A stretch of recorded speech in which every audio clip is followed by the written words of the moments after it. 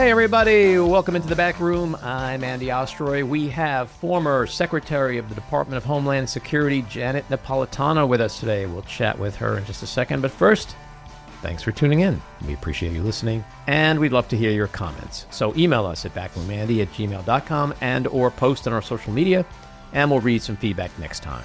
And if you like the podcast, please rate and review and follow or subscribe, and you'll be notified every time we post a new episode. All right, let's get to the big things of the week. Day 24 of the shutdown, kids. No end in sight. I don't think there is an end in sight. I think Trump is perfectly happy never to reopen government again, and apparently Mike Johnson feels the same way. Yeah. Well, the polls continue to come out. Americans are blaming Republicans for this. Not a good thing for Republicans.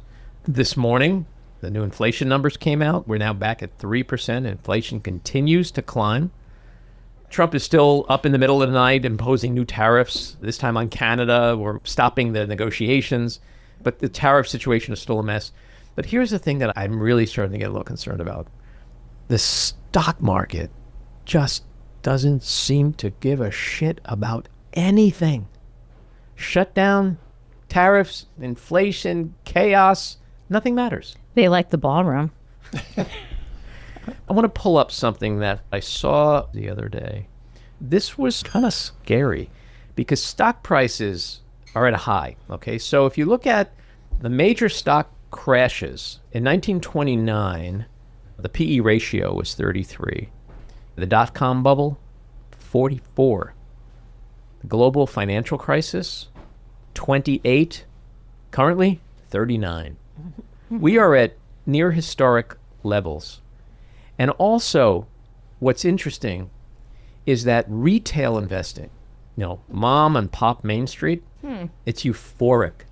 When that shit starts to happen, that is the time to get out. And so if we keep hitting record levels, the market is so frothy and it's making a lot of people worry and question, are we in another bubble? And when there are bubbles, the market drops more towards the 30 and 40% levels. And so I hope people are paying attention to this stuff, because when you have a shutdown that's now going on a month, and you have rising inflation and cratering job growth and more tariff uncertainty and troops on the streets and all kinds of just chaos all around us, and the stock market just shrugs it off and is like, hey baby, there's only one direction, and that is up. I think we might have a problem soon. Yeah, I think we have this very strange economy where 10% of the population, the top 10%, is contributing to almost all the consumer spending, and the bottom 90% is not. And that's really unusual and has never happened before. And then we all know about the potential AI bubble, which everyone is pointing to. The Moody's economist says that 22 states are already in recession. Yeah. Well, other news that came out on this subject is that corporations, which have so far been eating most of the tariffs, they're done. They're done. And the consumer is going to be feeling this impact very soon. And so when you have inflation going up, and now it's going to probably go up even further over the next several months around holiday time, because corporations big like Walmart to the very small ones, they can't continue to eat this. And it's a subject that's of grave concern, because I don't think our government is capable of handling a financial crisis of the magnitude that we've seen in the past. Wait, are you talking about us or Argentina? Oh, because I know they can help with Argentina. They'll be fine, because they have $40 billion they didn't have before. But another thing that happened, though, the warning signs are already here. Another car financing company, I think this is the third or fourth one, went belly up last week. And that's an indication that people are not able to pay their cars off. They've stopped paying. There's a lot of warning signs. How do you guys feel about how we don't have an East Wing anymore? Well, I'm looking forward to the dictator chic ballroom. The Saddam Hussein special? Yeah. More gold, the better. Imagine the tours that are going to be going on like in 26, like the White House tour is like, this is the Saddam Hussein room. Yeah. No, but in all seriousness, also, I mean, aside from the insanity of all this, the East Wing is where the First Lady had her offices. What is Melania Trump going to do now? Exactly. But I'm not even talking about this First Lady. I mean, where will she do all that important work? Be better, Donald. But But you know what? The tour, this is what the tour is going to be like next year. Seriously. This will seriously be a tour. Okay. This used to be the East Wing. This used to be the Rose Garden. This used to be, it's going to be about where everything used to be. There might not even be a White House anymore. that won't be next year's tour. That might be in 3-year tour. But next year's tour is going to be, look at the gold. It's the best gold you've ever seen in your life. The craziest thing happened yesterday. Press Secretary Caroline Leavitt's Yes. No. a little press conference. The reporter was like, could Donald Trump tear down the White House and the Jefferson Memorial? And she basically said, yeah. Think about that for a second. He just thinks he could fucking knock down anything. But here's a question for everyone here. What should a potential, if we ever have another election, future Democrat do with that giant monstrosity? Homeless shelter. That's what I thought. But Yeah. I was thinking a greenhouse. No. You don't want to grow vegetables Okay. and things like This is what- live things again. This is what I thought the New York City should have done after 9/11. You build the fucking Twin Towers back exactly the way they were. I'm not against him Knock- tearing it down and Knock that ballroom down. Build back the exact replica of the FDR's part of it. But I guarantee you, every fucking Republican's going to be like, look how wasteful the Democrats they'd are. never Look let what it they're happen. doing. They- Look what they- they're doing with your if- hard-earned tax money. assuming- And you know what? President AOC will be like, fuck you, okay? That's my so. response to that. But I love listening to Republicans. It's almost become entertainment. Like a CNN or MSNBC reporter will interview a Republican congressperson. And it's like, lots of presidents have done renovations. This ain't no fucking renovation. He tore down the entire East Wing. He paved over the Rose Garden. That's not a renovation. That's an assault on a landmark. The true assault is when this monstrosity is put up with the huge Palladian windows. It's going to look like a mall.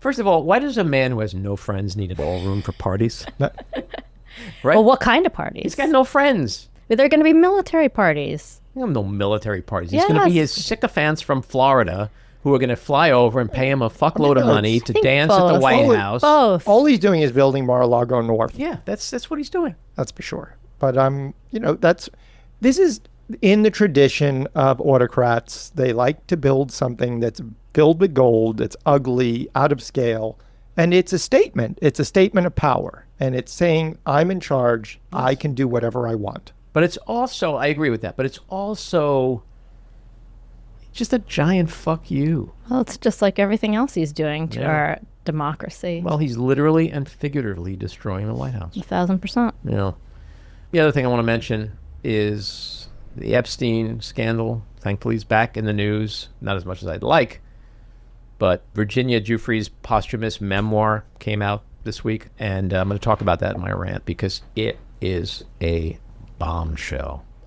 All right, let's get to our winners and losers. My winner, Virginia Democrats, for their plans for a redistricting push to add a couple more congressional House seats to counter Republican states. My loser, U.S. cattle ranchers. Trump's Argentina impending beef deal will effectively quadruple the imports, which will dramatically affect U.S. farmers. My loser is the Constitution. Under the current SCOTUS, according to the Brennan Center, the Trump administration has now won 90% of the cases in front of the Supreme Court in 2025, which is a sharp contrast to the win rate in federal district courts, which is closer to 40%. My winner is the polka dot dress lady, as the internet is calling her, for her courageous double-deuce stance against ICE agents during their performative raid in New York's Chinatown. My winner, U.S. Attorney Kelly Hayes, who told Deputy Attorney General Todd Blanche that she cannot find enough evidence to bring charges against Senator Adam Schiff. Of course, Trump will likely fire her soon, as he has others who said the same thing about the Tish James and James Comey cases.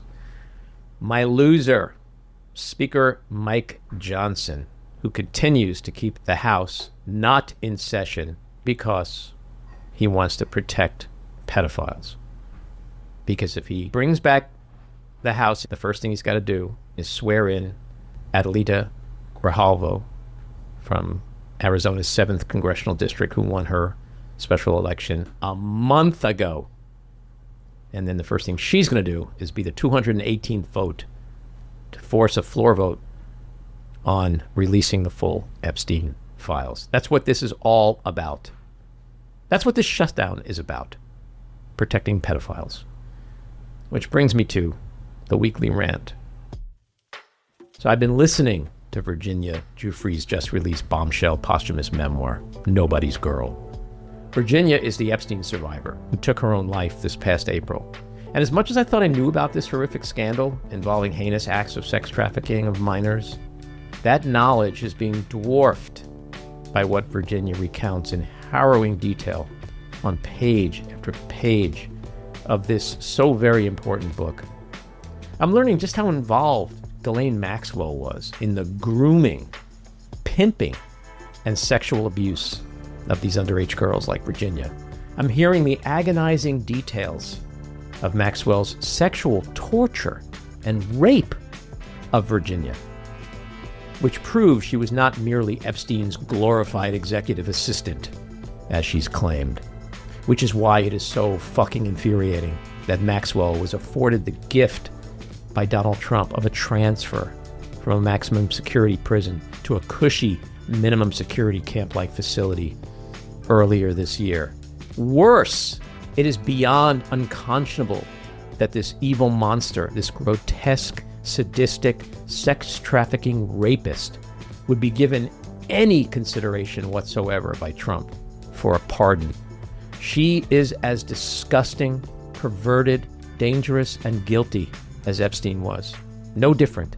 She is Satan with tits and worthy of nothing but spending the rest of her miserably deranged life in the most awful prison, surrounded by the most hardened, terrifying convicts who have zero tolerance for child rapists. The other thing I'm learning are the specifics of how Epstein and Maxwell trafficked Virginia to his pedophile cohorts. These include billionaires, businessmen, politicians, academics, 70-year-old scientists, Prince Andrew, and a, quote, well-known prime minister whose savage rape left her bleeding from her mouth, her vagina, and her anus. That these savage pigs have been allowed to continue living their lives in peace and without accountability for their diabolical acts makes me want to puke. And lastly, shame the fuck on people like Speaker Mike Johnson and every other deplorable enabler in the Republican Party who are literally fighting to keep the Epstein files secret from the public. Files which, as we learn in Virginia's book, include names, dates, and most likely videos of these powerful men in very compromising positions with underage girls, which Epstein allegedly used for blackmail and extortion. Johnson, Republicans, and Trump's Justice Department know exactly what's in those files, and they don't care. Because they are complicit ghouls, engaged in a maddening cover-up, and they'd rather protect these brutal rapists than seek justice for the 1,000 survivors. How dare they? How fucking dare they? And what about Trump, who promised to bring down this despicable cabal of deep state pedophiles if he was put back in the White House and Congress given back to his party? Well, he now controls everything. He claims personal innocence, yet still refuses to order the release of the full Epstein files. The billion-dollar question is why? There is no logical answer, except perhaps one. I still have a ways to go in this book, and I'm listening to it on Audible. Hearing Virginia's harrowing tale in the spoken word actually makes it about 1,000 times worse and more disturbing than reading it. I am so shocked, repulsed, and angered just by what I've heard so far that it's hard to fathom how I'm going to make it through the rest of this book. But finish the book I will, because I believe it's important for all of us to know everything possible about this shocking tale of pure evil. Everyone should read this book. Speaker Johnson should read this book. Senate Majority Leader John Thune should read this book. It should be handed out to every fucking congressional Republican and right-wing TV host and podcaster. They should all read this book and then think about their daughters as they do so. Honestly, I don't know what kind of sick, twisted, cowardly world we live in anymore. Are we really going to be a nation with powerful people in Washington who have the ability to bring justice to those who committed these heinous crimes, yet instead choose not to because they're protecting either the United States president and or his rich, connected cronies who committed the unthinkable? Hopefully the truth will someday come out, and anyone who abused and tortured these underage girls, no matter who they are, no matter how wealthy and powerful they are, no matter which party they belong to, will find themselves in a courtroom answering to the survivors and the rule of law. Until then, we must never let this story die. We must redirect back to it from the daily barrage of distractions Trump throws at us, because this story has the potential to be the greatest scandal in world political history, and because the survivors deserve our attention, support, and commitment to justice and accountability. All right, let's get to Janet Napolitano. She's currently the founder and faculty director of the Institute for Security and Governance at UC Berkeley. In her distinguished career, she served as former Secretary of Homeland Security, President of the University of California, Governor of Arizona, Attorney General of Arizona, and U.S. Attorney for the District of Arizona. In 2022, President Biden appointed her to the President's Intelligence Advisory Board and also appointed her to the Intelligence Oversight Board. In 2024, she served on the independent review panel to investigate the attempted assassination of Donald Trump on July 13, 2024. She currently serves as a professor of public policy at the Goldman School of Public Policy at UC Berkeley. Janet, welcome into the back room. Thank you. Good to see you. So there's so much I want to talk with you about, but I want to start off with just a couple of very topical things that are consuming much of the news cycle this week. Let's start with Trump's demand for $230 million in so-called damages over the Russiagate and classified documents investigations. I happen to believe this is noise. It's a lot of distraction away from the Epstein scandal, which seems to be his MO these days. But is this something that you think can and will likely happen? I don't think so. I hope not.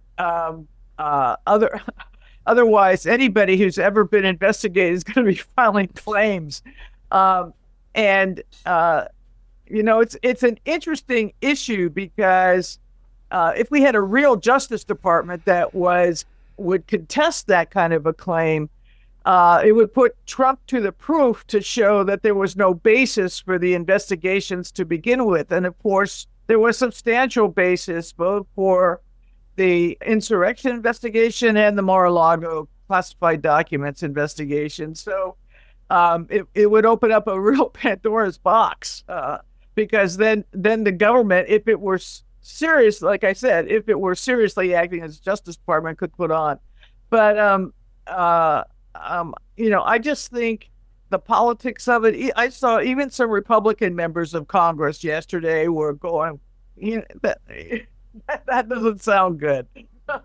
It doesn't sound good. It doesn't look good. It doesn't smell good. It is just bad. But I don't think he cares. Here's my speculation was $230 million.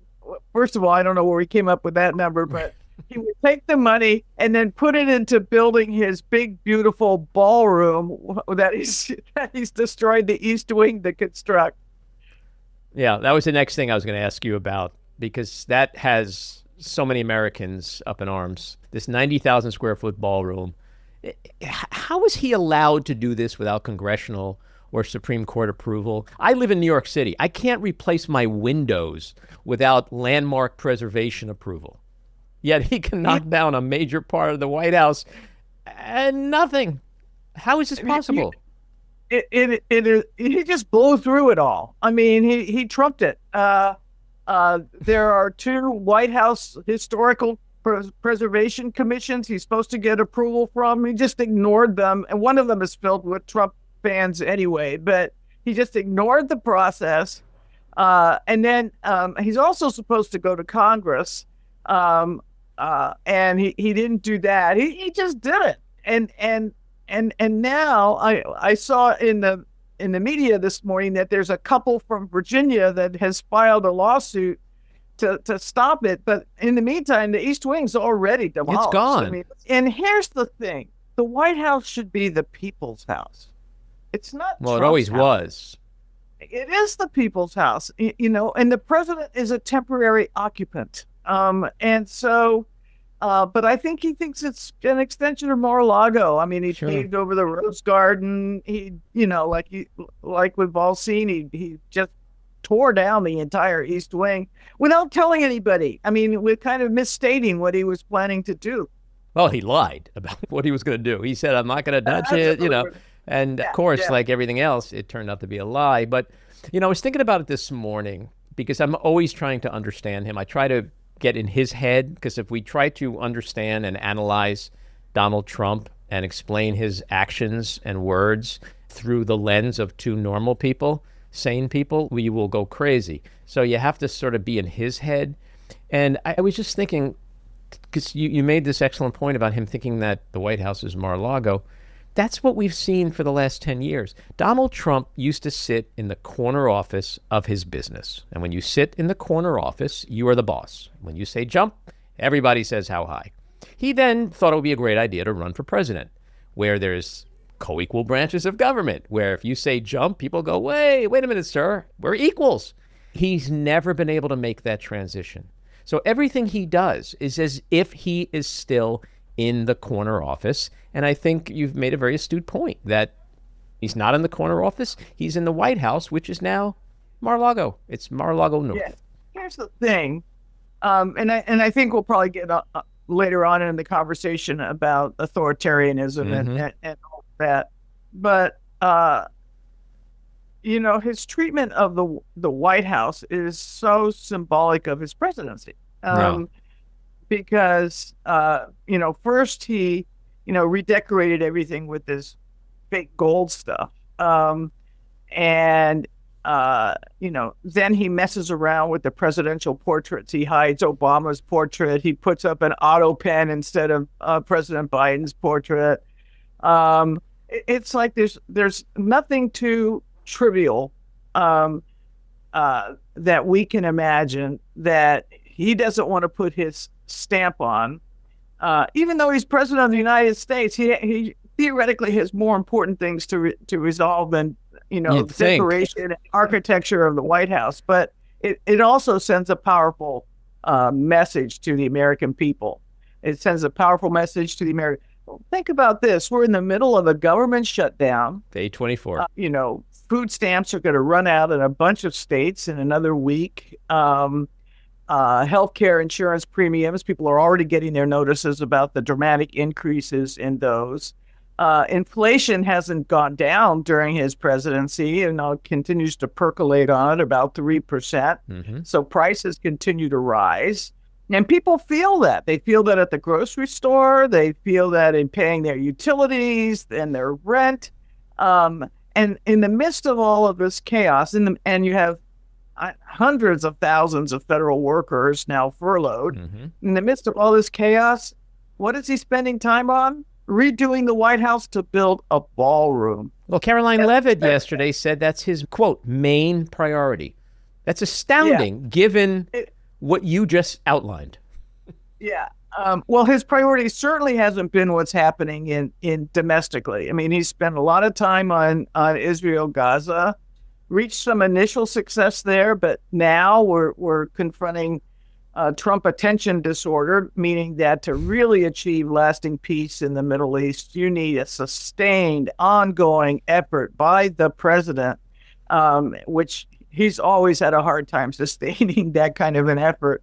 You've got Ukraine. You've got a huge meeting with President Xi in China coming up. So he's doing a lot on the international front. I can't name one thing he's done for the American people at home. No, it's all in service to his ego, his crippling insecurities. It's symbolic of his desire to mirror the behavior of the strong men throughout history who he admires, who build these big palaces filled with gold, and the people, the peons, look to these palaces as like, wow, look at that. Like, that's what he wants. It's so psychotic and pathological when you think about it, which is why it is complicated to just try to make any sense out of it.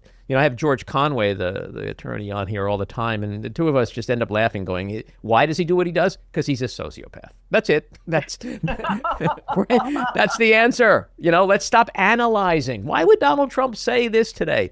Because he's a sociopath. Why would Donald Trump do this today? Because he's a sociopath. And so you're right. The people in this country are now suffering through this shutdown. We're on day 24. There's no end in sight. And he's playing around with the ballroom because that's what he does. The other thing I want to ask you about that's in the news recently is these continued bombings of these alleged drug boats. We blew up the 8th one. This one was in the Pacific this week, Tuesday, I believe. 8th in the last month, killing 2 more alleged, quote, narco-terrorists, bringing the total dead so far to 29, without any interdiction or evidence that innocent people aren't being murdered. Let me ask you this, as someone who ran the Department of Homeland Security, how does this make us any safer? Well, it doesn't. And, these bombings, it's easy to say these are narco-terrorists and we're saving the lives of American people. I heard President Trump say something like 25,000 people a week or some other number. However, if you look at, let's take the boats that he bombed off the Atlantic coast. Those boats weren't headed to the United States. I mean, those were short-range vessels. They were probably going into the Caribbean or elsewhere to ship drugs to, assuming they were drug traffickers, to Europe or to West Africa. They were not boats that were even capable of reaching the United States. And I think probably the same is true of the boat in the Pacific. So just the targeting of these particular vessels is suspect. They've never released any information about why they thought these boats were particularly bad.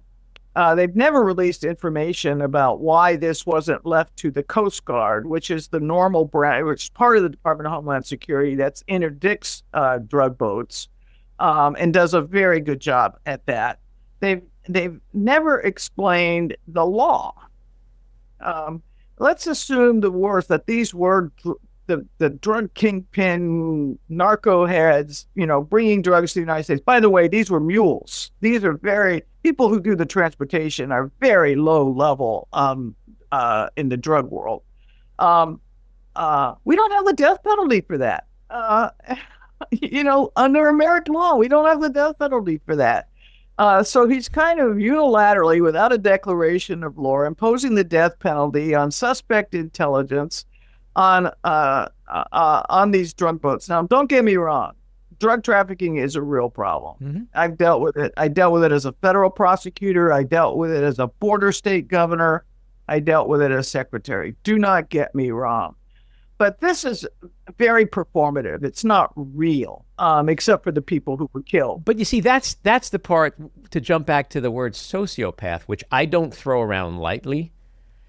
That's the part that should be so troubling if you just stop to think about what he's doing. He's like a teenager sitting in a room playing Grand Theft Auto. He is just murdering people without knowing whether there are mothers who have children at home or fathers who have children at home. It's astounding. The United States president is just blowing shit up and murdering people without giving the American people or Congress any proof, any logical reason or justification for these missions other than the lie, which, jumping back to Gaza for a second, which is no different than him now, despite all the facts on the ground, claiming he solved the 8th war. I think you also have to think about it. Is this really about the drug war, or is it about regime change in Venezuela? And I think the Secretary of State Rubio is a longtime foe of Maduro's in Venezuela, and has a lot of knowledge about that area of the world. Rubio, he kind of specialized in that when he was in the Senate. We see press accounts that he's got CIA agents working in Venezuela. This could be part and parcel of that as an overall strategy. But we don't know, and we won't know. One thing we do know is that he's basically carrying out this drug war without going to Congress for any kind of briefing or for any kind of formal declaration. So he's just operating unilaterally like he's the boss. Because in his mind, that's how he sees himself. But with Venezuela, and we talk about regime change, what we do know is that regime change never works. It never works. Well, so how does that make us safer? Well, our previous experiences with regime change have not actually been very successful, as we've seen in numerous examples. What I'm trying to do is say, well, maybe there's a bigger strategy, a bigger global view than just blowing up a bunch of low-level drug boats. I agree with you that might be their ultimate big geopolitical goal here, military goal. But that doesn't work. So no matter how you look at it, no matter how they try to justify it or spin it, it is probably the opposite of keeping us safe on so many levels, let alone what it does to the rule of law. Well, I think, and now as a former Secretary of Homeland Security, a number of the actions of the administration, if anything, have made the country less safe. I'll give you one example. Cybersecurity. We live in a networked world. Our critical infrastructure, our electricity, our water, our dams, our hospitals, etc., all rely on cyber networks, telecommunications, all of it, and there's been increasing evidence of activity on there by adversaries, China, Russia, Iran, and the key U.S. agency that's to work on the cybersecurity of our critical infrastructure is in DHS. It's called CISA, the Critical Infrastructure Security Administration. And what have they done? They've reduced CISA by almost 50% and removed or fired almost all the people who were truly expert on some of these kinds of infiltrations. Why? Because among its remit, CISA also did election security. And going back to the controversy over 2020, he just can't get over it. Anything having to do with elections, bad. So all those people are gone. And that is leaving the United States and the people of the United States horribly exposed. They're also diverting a lot of the resources of law enforcement, counterterrorism, the FBI, the Department of Justice, to immigration, which I want to ask you about. You oversaw major immigration enforcement and border initiatives during your time in office. How would you assess the current state of U.S. immigration policy under President Donald Trump? Well, I'll break it into two parts. One, the southern border is, by any measure, more secure than it was. Mm-hmm. And actions they've taken on the southern border, although very expensive, have had a good impact. And so we give them the border. The challenge is, what do you do with the 10 or 11 million people already in the country who are here here illegally, who are undocumented? And there's a vast difference amongst those people. They're not all the same. Some have committed other serious crimes. They need to be apprehended and deported right away. That's what we focused on in the Obama administration. Some have just come over. They're new entrants, and so they have not yet formed any kind of community or family relations within the United States. I think those people are eligible for deportation. And then you have this big middle group of people who have been here, 10 years, 12 years, 15 years. They have had children while they've been in the United States. They're working. They do a lot of work in areas that U.S. citizens really aren't willing to do. They pay taxes. And it's going after those people and trying to do a mass deportation of those people where I think we see all of the over aggressiveness on the part of ICE. And we also are beginning to see resistance on behalf of the American people. They're saying, well, we didn't vote for that. We wanted to get out those bad criminals. And I would add to that the brand new entrants. We didn't vote to knock off Carlos, who's been my gardener for 12 years. We didn't vote to get rid of Carmen, who's been cleaning my house for 10 years. We didn't vote to get out John and Mary's parents, who go to our school and are members of the PTA. That's not who we. That's and then in the context of this kind of trying to weed out everybody, they're picking up U.S. citizens, they're separating families, and they're doing these very dramatic surges using the National Guard and others in places like Chicago and Portland and Los Angeles. And that raises a whole nother set of questions about the exercise of presidential power. But does it make us safer? I think if you live in those communities, they'd say it's the opposite.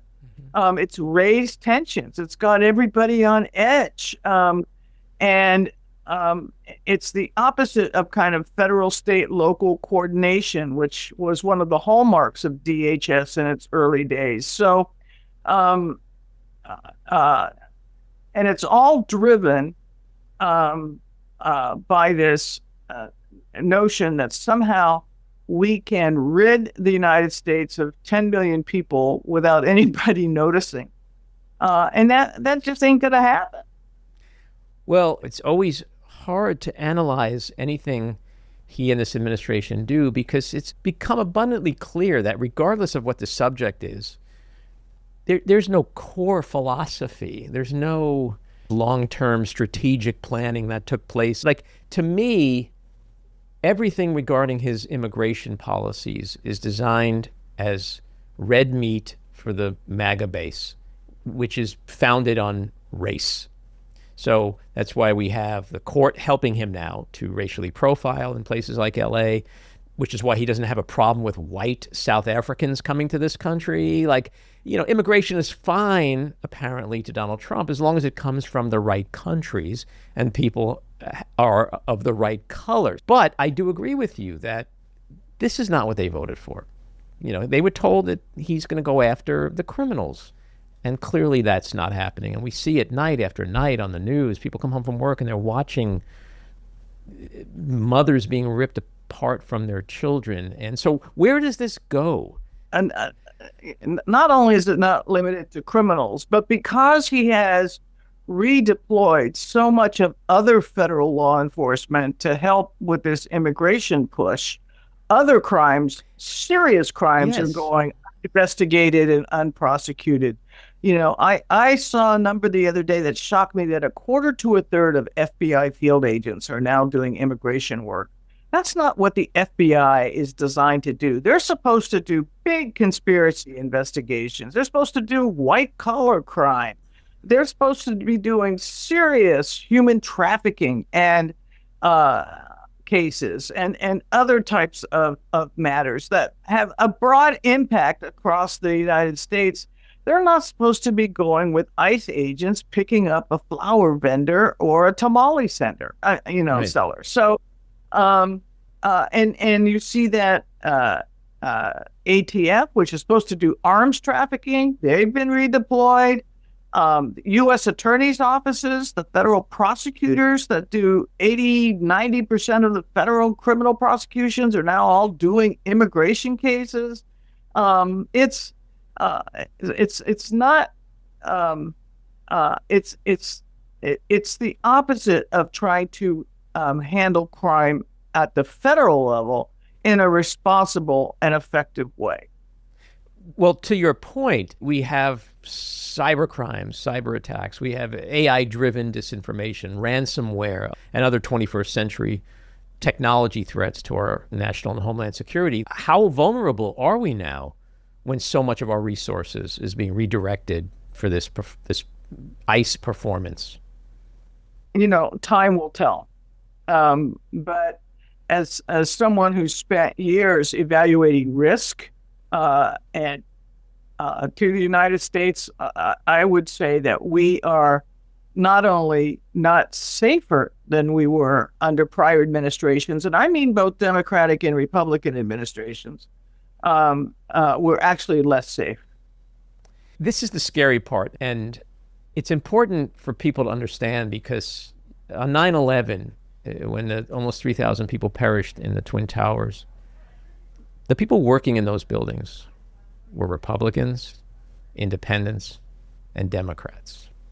So it's chilling to hear someone with your background and your expertise tell us all that something awful can happen tomorrow, a month from now, 6 months from now, because we're not prepared, which is what happened on 9/11. We were unprepared. We were asleep at the wheel. We learned pretty quickly, but there was a lot of human suffering and carnage in order to get there.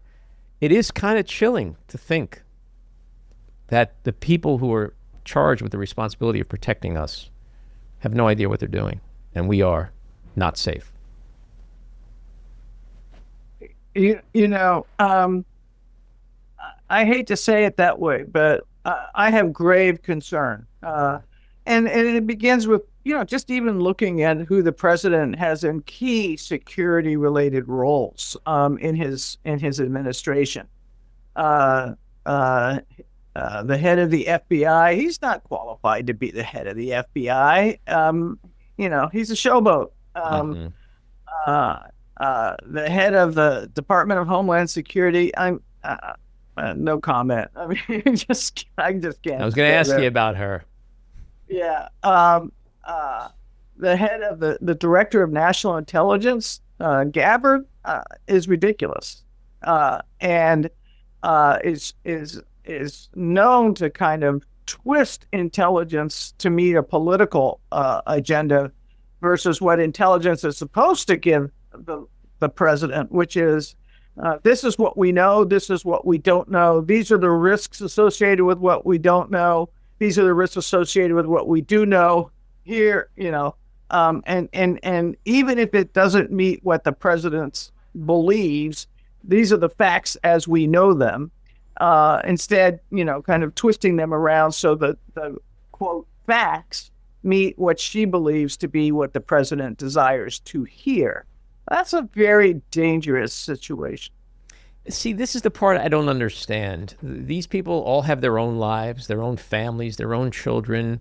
Don't they care? Do you think it's just hubris or willful ignorance or denial that we don't have to worry about this stuff? Domestic terrorism, cyber attacks, our enemies who are not asleep at the wheel, they're watching, right? I don't know. I don't know. You're getting into psychology right. that I far beyond my expertise. I would say that my perception is that the people that the president has around him all were selected because they would feed the president and agree to whatever he wanted, whatever he said, and then that they would then spend their efforts not trying to interpret what's best for the American people, but what is President Trump, what does he want to hear? That's what I'm going to give him. Yeah. So the Department of Homeland Security was created after 9/11 to protect us Americans from external threats, global threats. Over the years, do you think there's been enough of a shift in focus towards internal threats such as domestic terrorism, election interference, political violence? So threats evolve. They're not static. Mm-hmm. When I became the secretary in 2009, aviation security was still the number one threat vector. And we speculated that was because foreign terrorist groups viewed 9/11 as kind of a gold standard, as kind of sick as that is. But then, that's why. And we were dealing with a lot of aviation security. I spent maybe 10% of my time on cybersecurity. By the time I left almost 5 years later, I was spending 40% of my time on cybersecurity. So the point is that threats change and the threat landscape changes. we did see the rise of domestic groups that were not just espousing political violence and violence against their fellow citizens, but trying to actively plan and for that. I think that has grown over time, and I think one of the problems with the current administration is that they totally downplayed those kinds of investigations and efforts, both at the FBI and at DHS. In fact, the unit at the Department of Homeland Security that collected intelligence and did analysis on these groups has been totally disbanded. So they don't even exist anymore. The focus is on Antifa, which my understanding is it's not a group, it's an ideology, and it's a word that scares people. But to be sure, there are far left activists who have committed violent crimes. I will not say that hasn't happened. What we saw was that was one small section of the growth, but by and large, the larger section was from the far right. Yeah, well, that certainly doesn't match up, of course, to the rhetoric that comes out of the White House and in the right-wing media ecosystem. But do you think we're more vulnerable now from internal threats than we are from external threats? That's hard to say. I think we're vulnerable on both. Mm-hmm. What do you see as our biggest threats? Let me put it that way.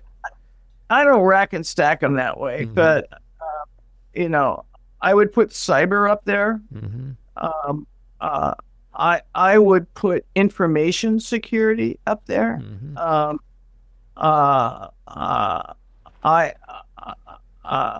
I would put nuclear proliferation up there. But a lot of countries around the world trying to get nuclear capability. But there are so many threats and risks that what you have to do is you have to collect as good information as you can. You have to make judgments as best you can. You have to deploy your resources as effectively as you can. And then you have to be prepared to respond and to recover quickly. So we've talked about the diversion of resources towards immigration, and you touched on this much earlier in our conversation about Trump's autocratic overreach, his weaponization of the Department of Justice.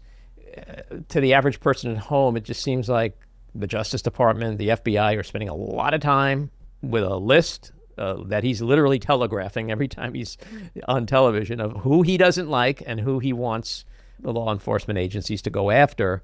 When you take that and combine it with what we've been talking about, it just seems like a mind-boggling dereliction of duty in terms of utilizing and using the resources of the United States government effectively.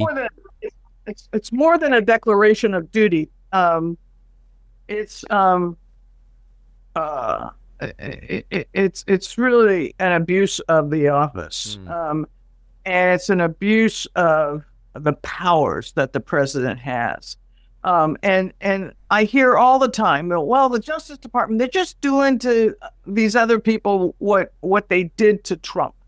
And nobody backs up and says, well, wait a minute. Let's really look at what happened to President Trump. First, it was a special counsel that was appointed. It wasn't run by Attorney General Garland. And they went, if anything, too slowly and too carefully. This is on the January 6th investigation. And we all saw what we saw on January 6th. And we all heard what we heard on January 6th. This was not some penny ante case of alleged mortgage fraud. This was a real effort to overthrow a legitimate presidential election. And on the Mar-a-Lago case, forgive me, but I've dealt with classified information for years. For it to be just secreted at Mar-a-Lago, kind of loosely, whatever. And then when the president is asked repeatedly to return it, he returns some, he keeps others, and then they finally have to do a subpoena. And they still know that there's more stuff down at Mar-a-Lago that he has. So they're finally forced to do a search warrant. It's not just the fact that he took the stuff; it's the fact that he wouldn't give it back. That I think prompted the federal investigation. And if you hadn't had a crazy judge who said that special counsel the role was unconstitutional, which I think she's just plain wrong on the law. That to me was the simpler and easier case. The point being that both of those cases had serious factual predicates that any serious prosecutor would say, we need to look at this and we need to make judgments about whether charges should be filed and whether there should be a prosecution, etc. That is a far cry from let's say President Biden in the White House had been caught on an email directing the Attorney General, I want you to investigate Trump and I want you to investigate, 2 or 3 other people who work for Trump because these are bad people. That's just not what happened there. So this whataboutism, well, what about what they did to Trump? Well, what they did to Trump was to try to do a very professional job, as isolated from the White House as one can possibly be in terms of adjudicating his guilt or his innocence. Now, what we see now is a total perversion of the justice system, where the president is actually by name telling them who to investigate, and then bringing, at least with Comey and James, seem to be cases that no real federal prosecutor would bring. History, I'm a student of history. I love history. History often teaches us a lot of things, but it also not only repeats itself, but it often surprises us. But you look at someone like Nixon, we had to find tapes in order to understand who his targets were, right? And here we have the United States president literally sitting in the Oval Office, aside his FBI director and his attorney general, and saying, here are my enemies, go after them. And that's just become normal. Yeah. And here's what I worry about, which is that people will normalize it and think, well, this is the way it's supposed to be. It's not the way it's supposed to be. And living in a government where an elected president can dictate who gets investigated, who gets charged, et cetera, that is a scary, scary thought. Because even for people who ultimately don't get charged, being under federal investigation is not a benign process. It's stressful, it's expensive, it's really interferes with one's life. I know this because, like I said, I was a U.S. attorney. I initiated investigations, and we had kind of the standard we had to meet before we would even start an investigation, much less bring charges. Well, let's stick with that for a second, because we've seen how U.S. attorneys, the latest one is Kelly Hayes, she is now telling Deputy Attorney General Todd Blanche that there's no there when it comes to Adam Schiff. She doesn't have enough for an indictment. She certainly doesn't have enough for a conviction. And if history does repeat itself, she will likely soon be out of a job. There will be somebody else who is able to put aside ethics or morals or whatever and walk into a courtroom and hand over charges.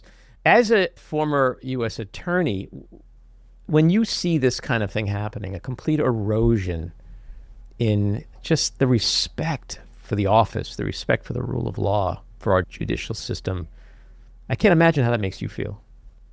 Oh, it's terrible.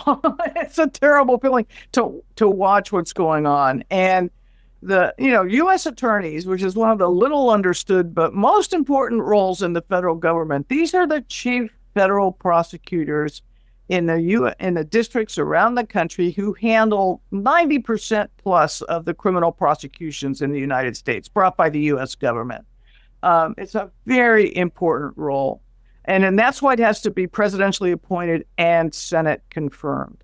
And what we're seeing now is they're doing every which way to get around those requirements. They're nominating people who can't get confirmed, who aren't qualified to be confirmed, putting them in as interims. Now, the way it's supposed to work is an interim can serve 120 days. Mm-hmm. And then if there's nobody confirmed by that point, then the judges of the federal district appoint someone, typically the first assistant, who's a career official, to fill the role until somebody is actually confirmed. Well, they've done all kinds of dances around that requirement. They've done it in the Eastern District of Virginia. They've done it in New Jersey. They've done it in Nevada. They've done it in Los Angeles. And it's just one more sign of how many fingers the Trump administration has in the kind of pie that made up the norms and laws that govern the justice system. Well, to your point, Lindsay Halligan, who handed up the charges on James Comey and Tish James, but the defense is now saying she's not a legit U.S. attorney. Do you think that defense will hold, that the cases could be tossed? Yeah, and that's an interesting issue. So the Court of Appeals that has New Jersey in its jurisdiction has that issue before it right now. And I understand that when they had oral argument, the judges, and some were appointed by Republicans, I think 2 were appointed by Republicans, 1 by a Democrat, were very critical or questioning of what the government was doing here. So we may have to wait to see what's called the Third Circuit does. But in the Comey situation, so the first question is, can the U.S. attorney serve under these unusual circumstances? That's the first question. The second question is, can a defendant have a case dismissed if the U.S. attorney was inappropriately in office? That's a more complicated question. But in the case of Comey, the Trump's lawyer, who was thrown in there to be the U.S. attorney at the last minute, right before the statute of limitations were to expire, she's the only one on the indictment. She's the only signature on the indictment. She was the only one who presented it to the grand jury. She's the only person who handled the case. And so the argument is, not only was she inappropriately appointed, but since she's the only person in the office who handled the indictment has to fail. We shall see. Well, the interesting thing about the Comey case is that if for Comey in a perfect world, the case gets tossed, the statute of limitations is passed for him.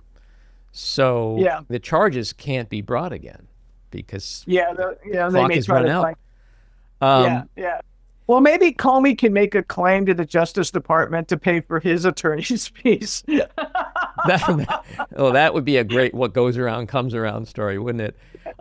When we look at Donald Trump's deployment of National Guard troops around the country, much of the coverage, much of the anger that we Americans have is about what it's been doing to us, what it's been doing to undocumented immigrants that you were talking about, people who have been rooted in their communities for years. But we don't hear a lot about the guardsmen themselves. And I'm wondering, from your perspective, if these troops are being deployed, and I'm being generous, because I'd actually rather say used and abused and exploited for political reasons rather than legitimate security reasons, what kind of strain do you think that's creating on readiness, morale, and command structure? Yeah, so again, I used to be a governor, in Arizona. I had a National Guard. And I think people need to understand members of the National Guard are basically civilians who do guard work on the side. They do a weekend a month and 2 weeks a year. Most of those efforts are devoted to training, but when they're used, they do disaster response. They help with evacuations, and they can serve as a reserve force for U.S. Active duty military abroad. So, for example, when I was governor, we had units in Afghanistan, but we also used them in forest fires and floods, and in all of those, which were considered kind of their central missions. The members of the Guard are they have that morale that they're serving the public good. The unfortunate thing with this use of the Guard going into cities where the governors have opposed their federalization, where the mayors don't want them, where there's been no kind of pre-planning to even coordinate with local law enforcement, et cetera. And then they're meeting protests. That's not what they're not there to kind of be adversarial to their own countrymen. And so I have to think that's a morale killer. And the second thing is over deployment of the Guard. If you have guards sitting in Los Angeles for months at a time, well, those guys are not going to be available the next time you have to do a big evacuation for a forest fire or a flood, earthquake. So there's the overuse of the Guard. So there you have the morale issue, you have just the overuse of the Guard issue. It's a terrible precedent for the president to set. Yeah, well, it's wrong and inappropriate on so many levels. I want to ask you about last week's No Kings protests. There were around 2,600 of them nationwide. Estimates had the attendance up around 7 million. People were marching against Trump's autocratic overreach. But Trump, Speaker Mike Johnson, and other Republicans called it a, quote, hate America rally, called the protesters, quote, pro-Hamas, Marxists, communists, and, as you mentioned before, Antifa people. How dangerous is this rhetoric when it's used and directed against citizens merely for exercising their First Amendment rights? Oh, it was ridiculous. I mean, they were so over the top, I almost had to laugh. I mean, we could see what we saw. You had people in different costumes. You had great signs. I mean, really clever signs. Awesome signs. You had people of all ages and races. There were virtually no arrests at any of the No Kings Day protests. I mean, it was a pure First Amendment expression. They just look silly and ridiculous and out of touch. And I'll tell you, getting 7 million people to go out on a Saturday afternoon, that tells you something's happening out there. People are not happy. They know something is not right. They may not be able to put their exact finger on it. They may not be able to articulate it with precision, but they know that something is not ringing right here. And I suspect that the No Kings movement will only continue to grow. Yeah, I agree with you on that. So far, we've seen the lower courts do a pretty solid job of serving as a critical check on Trump's autocratic actions. But with many of those cases, we know the ultimate adjudication will rest with the United States Supreme Court. Do you have confidence in the highest court to ultimately uphold the Constitution? No. And the reason I lost and I say this, I'm an officer of the court. I'm a lawyer. Mm-hmm. And I generally hold courts in the highest esteem. But the way the U.S. Supreme Court handled its docket these last months, to me, is so wrong, issuing these kind of 1 or 2 line orders on the so-called shadow docket, not giving any legal reasoning, just saying, no, he can fire these people. No, he can impound this money. No, he can deport these people. With no law explanation, they're acting like an arm of the White House as opposed to a legal institution that's supposed to give us what their legal reasoning is. Mm-hmm. And we don't have that. And more importantly, the lower courts don't have that. They're left to guess what the Supreme Court wants them to do. So it's not a good situation. And I haven't seen anything like it in my entire career. Yeah. Well, we have almost 3.5 years left of Trump 2.0, which when you just hear yourself say that, you want to go get a drink. We have a critical midterm election coming up next year, the next presidential election 2 years after that. Given the speed with which Trump is dismantling institution after institution with the help of congressional Republicans, how confident are you that not only can our democracy survive this onslaught, but that we will be able to one day rebuild trust in government, trust in the media, in science, and other institutions? I don't know. I mean, I actually, my great hope is that the American people over our history has been a very resilient people. Mm-hmm. And we've gone through terrible periods mm-hmm. before, and have come out of them, if anything, stronger. But this is so broad, and it's different in a way because in the past we didn't have social media to kind of exacerbate all the divisions within our society and et cetera. So where trust is concerned, once you lose trust, it takes a long time to rebuild it. And then what kind of a country do we have if people don't trust? If people don't trust that the president has their interests in top of mind as opposed to his own? What happens if people don't trust that the rule of law is actually being applied in a neutral way?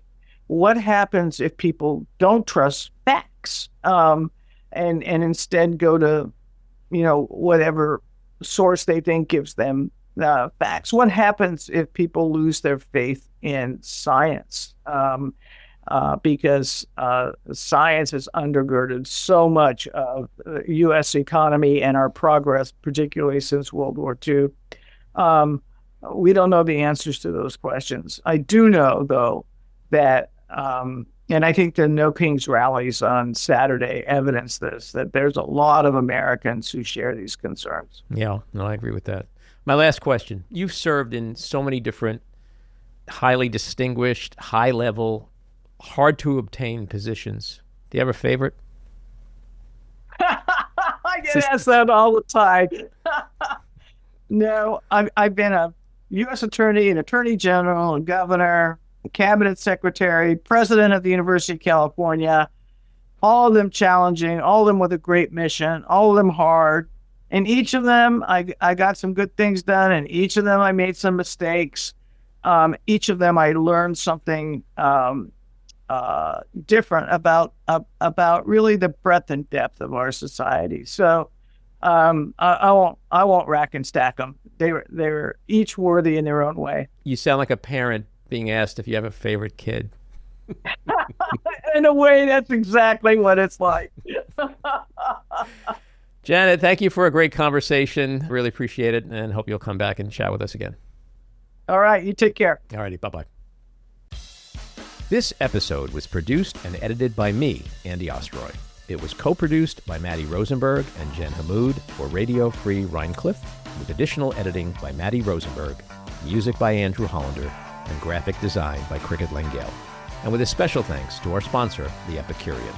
Again, thanks for listening. Please rate and review wherever you get your podcasts, and subscribe to the Back Room with Andy Ostroy YouTube channel, where you can watch full videos of our interviews.